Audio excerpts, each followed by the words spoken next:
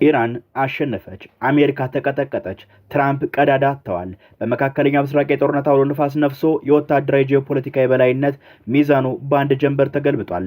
የኢራን እስላማዊ ሪፐብሊክ በአሜሪካ ላይ ታሪካዊ የበላይነትና መላው ዓለምን በድንጋጤ የለዋጠ ታላቅ ድል መቀናጀቷ ተሰምቷል። ያ ድቅድቅ ጨለማና ተገን በማድረግ የተቀሰቀሰው የምድር ሲኦል የሆነው መጠነ ሰፊ ግጭት የኢራን የረጅም ርቀት ባላስቲክ ሚሳኤሎችና ራስ ተኳሽ የካማካዚ ድሮኖችን የአሜሪካን ጥብቅ ዘመናዊ የመከላከያ ጋሻዎችን እንደ ሰማ አቅልጠው እንዲገቡ መንገድ ከፍቶላቸዋል። በዚህ አስፈሪ ጥቃት በባህረ ሰላጤው አካባቢ በኢራቅና በሶሪያ የሚገኙ 20 የዋሽንግተን ስትራቴጂካዊ የጦር ሰፈሮች እንደ አመድ በነው ጠፍተዋል።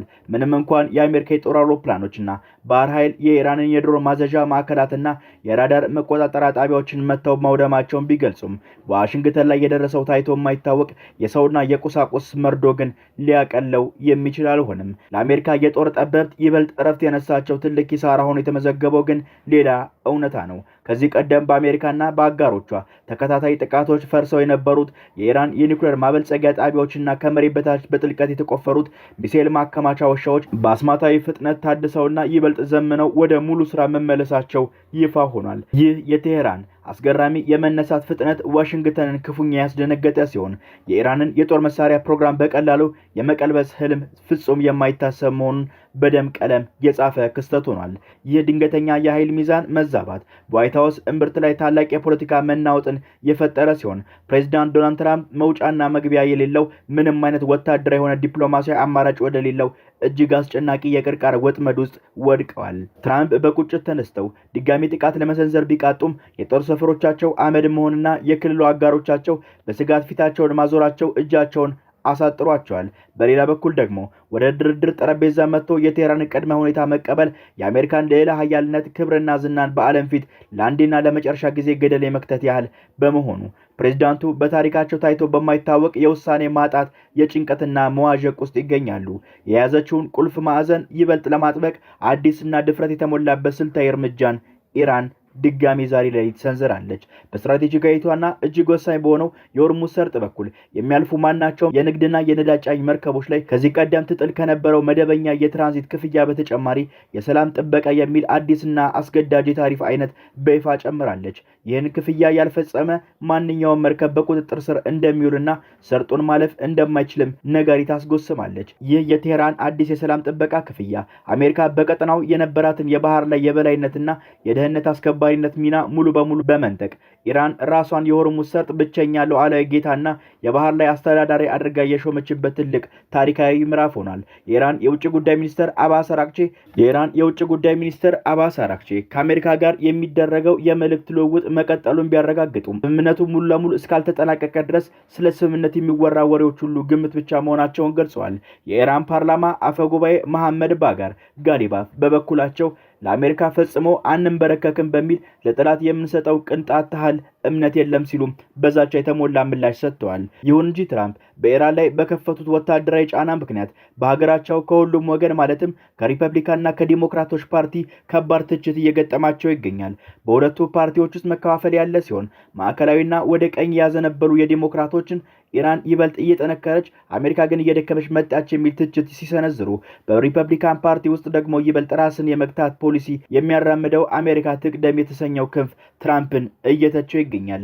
ይህ በኢራን ላይ የተከፈተው ጦርነት በመካከለኛው ምስራቅ ወታደራዊ ጣልቃ ገብነትን በመቃወም ስማቸውን የገነቡት ትራምፕ ትልቅ ምጸት ሆኗል። ያሸነፉት የአሜሪካው ፕሬዝዳንቶች ሁሉ በመካከለኛው ምስራቅ ያሉ ማለቂያ የሌላቸውን ጦርነቶች ለማስቆም ቃል ገብተው የመጡ ሲሆን ይህ የፕሬዝዳንትም ጭምር እነዚህን ጦርነቶች ቂልና ሞኝነት የተሞሉ ጦርነቶች ይሏቸው እንደነበርና ራሳቸውንም የሰላም ፕሬዝዳንት ብለው ይጠሩ እንደነበረ ይታወሳል። ነገር ግን በቤንያሚን ኔታንያሁ ቀርቦ የነበሩና የትራምፕ ቀደሞቹ ፕሬዝዳንቶች ሁሉ ውድቅ ያደረጉት የኢራንን ጥቃት እቅድ አሁን በትራምፕ ዘመን ተግባራዊ ሆኗል። ማንም ይህን እቅድ ያልተቀበለው ኢራን የወረቀት አንበሳ ስላልሆነችና መልሳ እንደምትመታ ስለሚያውቁ ቢሆንም አሁን ግን የሰላሙ ፕሬዝዳንት የጦርነት ፕሬዝዳንት በመሆን ምንም አይነት ስኬት ሳይመዘገብና አዳዲስ ችግሮች ተፈጥረው ከገዛ ፓርቲውና ከተቃዋሚ ትችት እየወረደበት በዚህ አደገኛ ረግረግ ውስጥ ተዘፍቆ ይገኛል። በዚህ መሃል የኢራን የውጭ ጉዳይ ሚኒስትር ቃል አቀባይ ኢስማኤል ባቃይ ኢራን በእሷ ላይ ጥቃት ለመሰንዘር በተጠቀሙባቸው ቀጠና የጦር ሰፈሮች ንብረቶች ላይ ያጸፋ ጥቃት የመሰንዘር ሕጋዊ መብት እንዳላት ተናግረዋል። ሀገራት የገዛ ግዛታቸው ወይም ንብረታቸው ሌላ ሀገርን ለመውረር እንዳይጠቀም የመከልከል ሕጋዊ ግዴታ አላቸው ሲሉ በኤክስ ገጻቸው ላይ ያሰፈሩት ቃል አቀባዩ የአውሮፓ ህብረት ኢራን ካጎራባቸው ሀገራት የጦር ሰፈሮች ለተሰነዘረባት የአሜሪካ ጥቃት ራሷን የመከላከል መብቷን ስትጠቀም ማውገዙ ግብዝነትና ግዴለሽነት መሆኑን በመጥቀስ ህብረቱ የበለጠ የሞራል ቁጣ እያሳየ ነው ሲሉም ከሰዋል። የአውሮፓ ህብረት የዲፕሎማሲ አካል ከቀናት በፊት በሰጠው መግለጫ የኢራን ጥቃት የኩዌትን ሉዓላዊነት የሚጥስና ለቀጠናው ሰላም መረጋጋት ከፍተኛ ስጋት መሆኑን ገልጾ ማውገዙ ይታወሳል። ወታደራዊ በላይነቱ ሙሉ በሙሉ የተቆጣጠረችው ኢራን በዓለም አቀፍ ነዳጅ መስመር የአሜሪካ የኢራን ወደቦች ሙሉ በሙሉ በባህር ላይ በመዝጋትና የንግድ መርከቦችን በሚሳኤል በመምታት የወሰደችው እርምጃ እንዲሁም በሆርሙዝ ወሽመጥ ላይ በተደጋጋሚ በተጋረጠው አደጋ ሳቢያ የዓለም ነዳጅ ዋጋ ሰማይ ነክቷል። በአሜሪካ ነዳጅ ማደያዎች ላይ 1 ጋሎን ዋጋ በከፍተኛ ደረጃ ናርዶ $4.34 በመድረሱ ህዝቡ ለከፋ ምሬት እየተዳረገ ይገኛል። የሀገሪቱ ስትራቴጂካዊ ነዳጅ ክምችት ታሪክ የማይረሳው ከፍተኛ ውድቀት አስመዝግቧል። በሌላ በኩል በመካከለኛው ምስራቅ ሰማይ ስር የባሩድ ጭስና የፖለቲካ ውጥረት ተደባልቆ ምድሪቱን እያናወጣት ይገኛል። የሊባኖስ ደቡባዊ ሰማይ በነበልባልና በጭስ ሲታወቅ ከሁለት አስርተ ዓመታት በፊት ለቆት የወጣውን የመካከለኛውን ዘመን ላይ የተገነባ ጥንታዊ ግንብ በላዩ ላይ የቆለፈ ስልታዊ ጠቀሜታ ያለው ታሪካዊ ኮረብታ ዳግም ተቆጣጥሮታል። በተራራው ጫፍ ሆኖ ቁልቁል ሲመለከቱት ከሊባኖስ ደቡባዊ ድንበር አንስቶ እስከ ባህር ጠረፍ ድረስ ያለው ሰፊ ምድር ፍንትው ብሎ የሚታይ ሲሆን በተለይም በሂዝቦላ ጠንካራ ይዞታ የሆነችው የናባትህ ከተማ በእስራኤል ታንኮች የኢላማ መስመር ውስጥ ወድቃለች። የእስራኤል ጠቅላይ ሚኒስትር ጦራቸው ይበልጥ ወደ ሊባኖስ እምብርት ዘልቆ እንዲገባ ትዕዛዝ ማስተላለፋቸውን ተከትሎ እስራኤል በሊባኖስ ላይ የከፈተችውን እያሰፋችው የመጣውን ወረራ ዓለም አቀፍ ውግዘትን እያስከተለባት ይገኛል። ፈረንሳይም በተፈጠረው አስቸኳይ ሁኔታ ዙሪያ ለመምከር የተባበሩት መንግስታት ድርጅት የጸጥታው ጥበቃ ምክር ቤት አስቸኳይ ስብሰባ እንዲጠራ ጠይቃለች። የእስራኤል ጦር የፖለቲካ አመራሩ በምድር ላይ ፈጣን ድል ለመቀናጀት እየተጣጣሩ ያሉት ሂዝቦላ የታጠቁ ቡድኖች በመጠቀም በደቡብ ሊባኖስ የሚገኙ ከተሞችን በቁጥጥር ስር ባደረጉና በሰሜን እስራኤል የሚገኙ ወታደሮች ላይ ጥቃት በመሰንዘራቸው ከፍተኛ ጉዳትና ሰብአዊ እልቂት እያደረሰ በመሆኑ በሀገር ውስጥ ከፍተኛ ትችት እየቀረበባቸው ስለሆነ ነው። ከቅርብ ቀናት ወዲህ ሂዝቦላ ወደ እስራኤል ጥልቀት ያላቸው ይዞታዎች ላይ ሮኬት ናዳዎችን እያፋፋመ ሲሆን ምንም እንኳን እነዚህ የሂዝቦላ ድሮኖች ጉዞ ሙሉ በሙሉ መክታትና የጦርነቱን አቅጣጫ መቀየር ባይችሉ ለተፋላሚው የእስራኤል ጦር ግን ምድሪቱን ውድ ዋጋ የሚያስከፍል እሳት ትሆን አድርጎታል።